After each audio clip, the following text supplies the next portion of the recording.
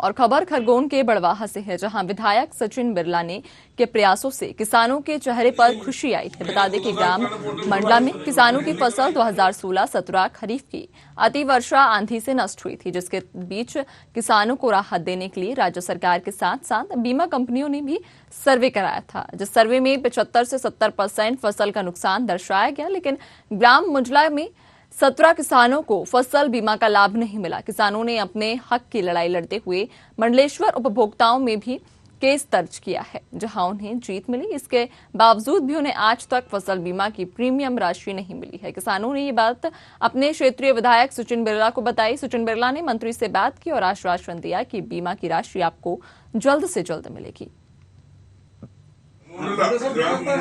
मुंडला का किसान हूँ, राधेश्याम दांगी मुंडला।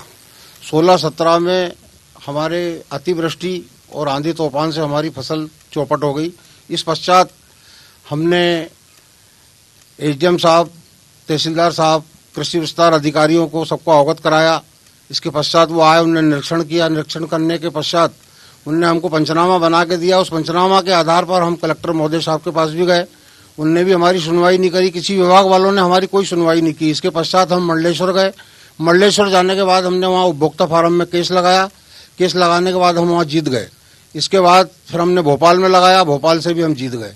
जीतने के बाद भी बीमा कंपनी ने हमारा कोई पैसा नहीं डाला। हमको पता चला कि कृषि मंत्री जी श्री आदरणीय कमल जी पटेल साहब के पास में सभी किसानों को लेकर उनके निवास हरदा पहुंचा। वहां जाके मैंने पटेल साहब को बताया। पटेल साहब ने तुरंत एक्शन लेते हुए और बीमा कंपनी को फोन लगाया और उनसे बोला कि भाई 16-17 का मसला है, जो आदमी दो जगह से जीत गए हैं, अभी तक आपने उनका पैसा नहीं डाला। तो उनने तुरंत अपने कृषि मंत्री जी को आश्वासन दिया कि 1-2 दिन में हम डाल देंगे। इसके लिए मैं मेरे गांव के किसानों की ओर से हमारे आदरणीय पटेल साहब का बहुत बहुत धन्यवाद करते हुए, और पटेल साहब ने भी हमको आश्वासन दिया कि 8 दिन में आपका कार्य पूर्ण हो जाएगा।